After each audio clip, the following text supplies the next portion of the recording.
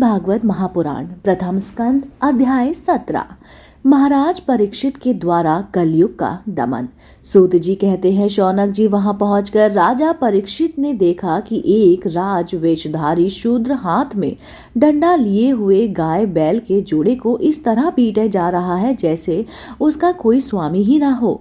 वह कमल लंतु के समान श्वेत रंग का बैल एक पैर से खड़ा कांप रहा था तथा शूद्र की ताड़ना से पीड़ित और भयभीत होकर मूत्र त्याग कर रहा था।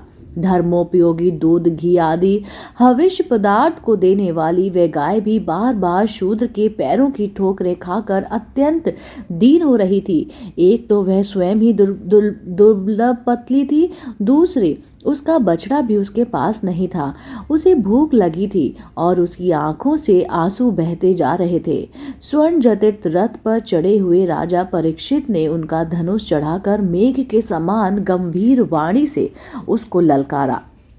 अरे तू कौन है जो बलवान होकर भी मेरे राज्य के इस दुर्लभ प्राणियों को बलपूर्वक मार रहा है? तूने नट की भांति वेश तो राजा का सा बना रखा है, परंतु कर्म से तू शूद्र जान पड़ता है। हमारे दादा अर्जुन के साथ भगवान श्री कृष्ण के परम धाम पधार जाने पर इस प्रकार निर्लज स्थान और अपराध पर प्रहार करने वाला तू अपराधों है, अंत वध के योग्य है। उन्होंने धर्म से पूछा, कमल नाल के समान आपका स्वर्ण वर्ण है, 3 पैर पर ना होने पर भी आप एक ही पैर पर चलते फिरते हैं। यह देखकर मुझे बड़ा ही कष्ट हो रहा है। बतलाइए, आप क्या बैल के रूप में कोई देवता है? अभी यह भूमंडल कुरुवंशी नरपतियों से बाहुबली से सुरक्षित है। उसमें आपके सिवा और किसी भी प्राणी की आंखों के शोक के आंसू बहते मैंने तो नहीं देखा। धेनुपुत्र, अब आप शोक ना करें, इस शूद्र से निर्भय हो जाएं। गौमाता, मैं आपके दुष्टों को दंड देने वाला हूँ, आप रोए नहीं, आपका कल्याण हो। देवी, जिस राजा के राज्य में दुष्टों के उपद्र से सारी प्रजा स्वस्थ रहती है, उस मत वाले राजा की कीर्ति, आयु, ऐश्वर्य और परलोक नष्ट हो जाते हैं। राजाओं का परम धर्म यही है कि वह दुखियों का दुख दूर करे। यह महादुष्ट और प्राणियों को पीड़ित करने वाला है, अतः मैं अभी से इसे मार डालूंगा।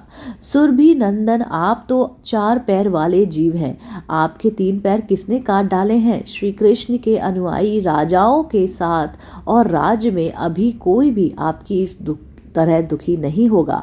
वृषभ, आपका कल्याण हो। बताइए, आप जैसे निरपराध साधुओं का अंग भंग किस दुष्ट ने पांडवों की कीर्ति में अलंक कर दिया है? जो किसी निरपराध प्राणी को सताता है, उसे चाहे वह कहीं भी हो, मेरा अवश्य भय होगा। दुष्टों का दमन करने से साधुओं का कल्याण भी होता है। हो ना हो, जो उद्दंड व्यक्ति निरपराध प्राणियों को दुख देता है, वह चाहे साक्षात देवता ही क्यों ना हो, मैं उसकी बाजूबंद से विभूषित भुजा को काट डालूंगा। बिना आपत्ति काल के मर्यादा का उल्लंघन करने वालों को शास्त्र अनुसार दंड देते हुए अपने धर्म में स्थित लोगों का पालन करना राजाओं का परम धर्म है। धर्म ने कहा, राजन, आप महाराज पांडु के वंशज हैं, आपका इस प्रकार दुखियों को आश्वासन देना आपके योग्य ही है, क्योंकि आपने पूर्वजों को श्रेष्ठ गुणों ने भगवान श्री कृष्ण को उनका सारथी और दूत आदि बना दिया था। नरेंद्र, शास्त्रों के विभिन्न वचनों से मोहित होने के कारण हम उस पुरुष को नहीं जानते जिसने क्लेशों के कारण उत्पन्न होते हैं। जो लोग किसी भी प्रकार के द्वेष को स्वीकार नहीं करते, वे अपने आप को ही अपने दुख का कारण बतलाते हैं। कोई प्रारब्ध को कारण बतलाते हैं तो कोई कर्म को, कुछ लोग स्वभाव को तो कुछ लोग ईश्वर को दुख का कारण मानते हैं। कहीं ना कहीं का ऐसा भी निश्चय है कि दुख का कारण ना तो तर्क के द्वारा जाना जा सकता है और ना ही वाणी के द्वारा बतलाया जा सकता है। राजेश, अब इसमें कौन सा मत ठीक है, ये आप अपनी बुद्धि से विचार कीजिए। सूत जी कहते हैं, ऋषि श्रेष्ठ शौनक जी, धर्म का यह प्रवचन सुनकर सम्राट परीक्षित बहुत प्रसन्न हुए। उनका खेद मिट गया। उन्होंने शांतचित्त होकर उनसे कहा। परीक्षित ने कहा, धर्म का तत्व जानने वाले वृषभेद देव, आप धर्म का उपदेश कर रहे हैं। अवश्य ही आप वृषक के रूप में स्वयं धर्म है। अधर्म करने वाले को जो नरकादि प्राप्त होते हैं, वे ही चुगली करने वालों को भी मिलते हैं। अथवा यही सिद्धांत निश्चय है कि प्राणियों के मन और वाणी से परमेश्वर की माया के स्वरूप का निरूपण कहीं किया जा सकता। धर्मदेव, सतयुग में आपने 4 चरण थे, तप, पवित्र, दया और सत्य। इन समय अधर्म के अंश, गर्व, आसक्ति और मद से 3 चरण नष्ट हो चुके हैं। अब आपका 4था चरण केवल सत्य ही बच रहा है। इसी के बल पर आज जी रहे हैं। असत्य से पुष्टि हुआ ये धर्म कुरूप कलयुग उसे भी ग्रास कर लेना चाहता है। ये गौमाता साक्षात पृथ्वी है। भगवान ने इनका भारी बोझ उतार दिया था और ये उनके राशि राशि सौंदर्य बिखेरने वाले चरण चिन्हों से सर्वस्त्र उत्समयी हो गई थी। अब ये अब उनसे बिछुड़ गई हैं। ये साध्वी अभागिनी के समान नेत्रों में जल भरकर ये चिन्ह कर रही हैं कि अब राजा का स्वांग बनाकर ब्राह्मण द्रोही शूद्र मुझे भोगेंगे। महारथी परीक्षित ने इस प्रकार धर्म और पृथ्वी को सांत्वना दी। फिर उन्होंने अधर्म के कारण रूप कलयुग को मारने के लिए तीक्ष्ण तलवार उठाई। कलयुग ताड़ गया कि ये तो अब मुझे मार ही डालना चाहते हैं। अतः झटपट उसने अपने राज चिन्ह उतार दिए और भयहीन होकर उनके चरणों में अपना सिर रख दिया। परीक्षित बड़े यशस्वी, दीन वत्सल और शरणागत रक्षक थे। उन्होंने जब कलयुग को अपने पैरों में पड़ा देखा तो कृपा करके उनको मारा नहीं, अपितु हंसते हुए उनसे कहा।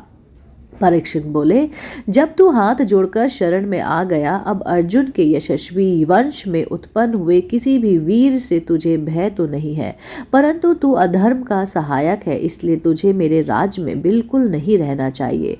तेरे राजाओं के शरीर में रहने से ही लोभ, झूठ, चोरी, दुष्टता, स्वधर्म त्याग, दरिद्रता, कपट, कलह, दंभ और दूसरे पापों की बढ़ोतरी हो रही है। अतः अधर्म के साथी इस ब्रह्मवर्त में तू एक क्षण के लिए भी ना ठहरता, क्योंकि यह धर्म और सत्य का निवास स्थान है।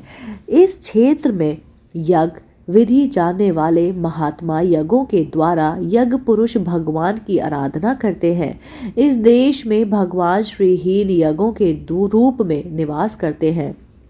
यज्ञों के द्वारा उनकी पूजा होती है और वे यज्ञ करने वालों का कल्याण करते हैं। वे सर्वभामा भगवान वायु की भांति समस्त चराचर जीवों के भीतर और बाहर एक रस स्थित रहते हुए उनकी कामनाओं को पूर्ण करते हैं। सूत जी कहते हैं, परीक्षित की आज्ञा सुनकर कलयुग सिहर उठा। यमराज के समान मारने के लिए उगद हाथ में तलवार लिए हुए परीक्षित से वह बोला। कली ने कहा, सार्वभौम, आपकी आज्ञा से मैं जहाँ कहीं भी मैं रहने का विचार करता हूँ, वही देखता हूँ कि आप धनुष व बाण चढ़ाए हुए खड़े हैं। आप मुझे वह स्थान बतलाइए जहाँ मैं आपकी आज्ञा का पालन करता हुआ स्थिर होकर रह सकूं। सूत जी कहते हैं, कलयुग की प्रार्थना स्वीकार करके राजा परीक्षित ने उन्हें 4 स्थान दिए। शूद, मदपान, स्त्री संग और हिंसा। इन स्थानों में क्रमशः असत्य, मद, आसक्ति और निर्दयता के 4 प्रकार के अधर्म निवास करते हैं। उसने और भी स्थान मांगे, तब समर्थ परीक्षित ने उन्हें रहने के लिए एक और स्थान सुवर्ण यानी कि धन दिया। इस प्रकार कलयुग के 5 स्थान हो गए: झूठ, मद, काम, बैर और रजोगुण। परीक्षित के दिए हुए इन्हीं 5 स्थानों में अधर्म का मूल कारण कली उनकी आज्ञाओं का पालन करता हुआ निवास करने लगा। इसलिए आत्म कल्याणकारी मय पुरुष को इन 5 स्थानों का सेवन कभी भी नहीं करना चाहिए। धार्मिक राजा प्रजा वर्ग में लौकिक नेता और धर्मोष्ठ गुरु को भी बड़ी सावधानी से इनका त्याग करना चाहिए। राजा परीक्षित ने इसके बाद वृषभ रूप धर्म के 3 चरण तपस्या, शौच और दया जोड़ दिए और आश्वासन देकर पृथ्वी का सर्वधन भी किया। वे ही महाराज परीक्षित इस समय अपने राज सिंहासन पर, जिन्हें उनके पितामह महाराज युधिष्ठिर ने वन में जाते समय उन्हें दिया था, विराजमान है। वे परम यशस्वी सौभाग्य भाजन चक्रवर्ती सम्राट राजश्री परीक्षित इस समय हस्तिनापुर में कौरव कुल की राज लक्ष्मी के शोभामायन है। अभिमन्यु नंदन राजा परीक्षित वास्तव में ऐसे ही प्रभावशाली हैं, जिसके शासनकाल में आप लोग की दीर्घकालीन यज्ञ के लिए दीक्षित हुए हैं। इसी के साथ श्रीमद् भागवत महापुराण प्रथम स्कंद अध्याय 17 यहीं पर समाप्त होता है। अगला अध्याय सुनने के लिए आप देखते रहिए आपका अपना पसंदीदा YouTube चैनल आध्यात्मिक कहानियाँ।